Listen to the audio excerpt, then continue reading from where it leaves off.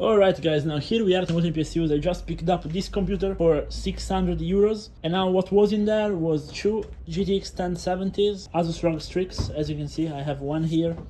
Then it had 10 Arctic fans, which I'm taking all out because they're way too good for this computer. And then it had a 120mm all-in-one cooler for this i7 8700K, which I have already deleted. That is when you remove the IHS to drop 20 degrees.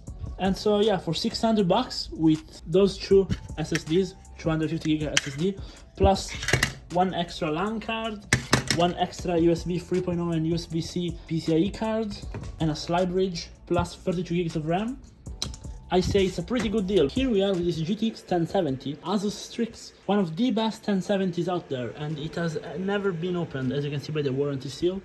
Well, it's going at straight up 80 degrees, 85 degrees and 95 degrees of hotspot out of the box with the fans going at full speed. So we're gonna open it up as I did on this other 1070 Strix and replace the turn paste and see what it does then. But then we're also gonna try putting a modded GTX 1080 Ti cooler on top of it and see if it does better. Well, apparently the paste wasn't exactly in good condition, let me tell you.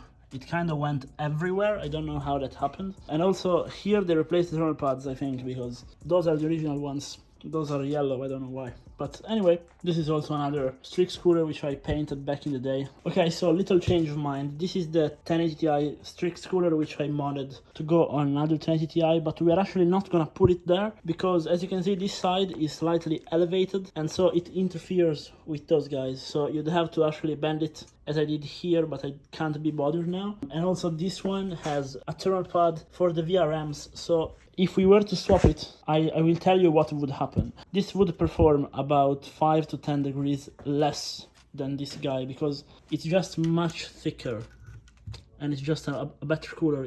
As you can see, it has no copper, but anyway, on the long run, even though the temperature would seem perfect, this guy would ruin the VRMs. So when you're replacing heatsinks on cars, just be sure that everything is covered, or you could encounter this. Okay, so I don't know if I have enough paste, but we're doing a double repaste, so we gotta kind of hurry up. So yeah, we're doing the spreading method, by the way, so I'm really like speed running the spreading because this is a GPU die, so if you leave even just a single thing not covered, it's gonna break it. So one is gone. Let me go with the second one fast, so if I have enough time we'll actually close it up. So now let me grab the first one and just slap it on top of it. Okay, I got it. Now let's go with the second one. Okay, I think I missed. Okay, got it. Nice. Now let me press them a bit. Well guys, now here we are with the results after the repaste, and as you can see, it's way quieter, but we also dropped 20 degrees, so about 25 degrees on both the GPU temperature and the hotspot temperature, which is also really important. So just goes to show how good those Strix cards are. They are just as good today. The reason people throw them out is just because they don't repaste them, don't clean them, and so people think the 1000 series is old. Man, a 1080 Ti still goes better than a 3060 in some games. So, you know, they're pretty good cards, especially if you can get a good custom for a cheap price. So alright guys, now here we are with the build finished. You see this case, it's like a Corsair case, pretty famous, but this friend of mine basically custom made this thing in iron.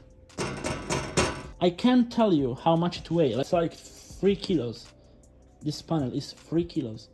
I weighed it on a scale, it's 3 kilos. 6 pounds, guy. But anyway, it actually works because the GPU puts the exhaust on the side and I can feel it come out. So thanks to this thing, which you might think is completely useless, we are getting 72 degrees on the GPU, and we are getting it like with the stock curve, and it's like 2 degrees higher than with the case completely open. So it's just insane. I'm really happy with it. And so we repasted the 1070 in here, and now let me actually show you a bit how it's going. It has a deleted, as I show you, i7-8700K, which is staying like under 60 degrees under full load with a single 120mm all-in-one cooler. And then we have a 1070, which is staying under 65 degrees with the stock fan curve. It's just an insane PC for the money. And we got for free 16 gigs of RAM, a 1070, an USB expansion card, a LAN expansion cards, and 8 fans. So I'd say it was definitely a good deal, but let me know if you like it.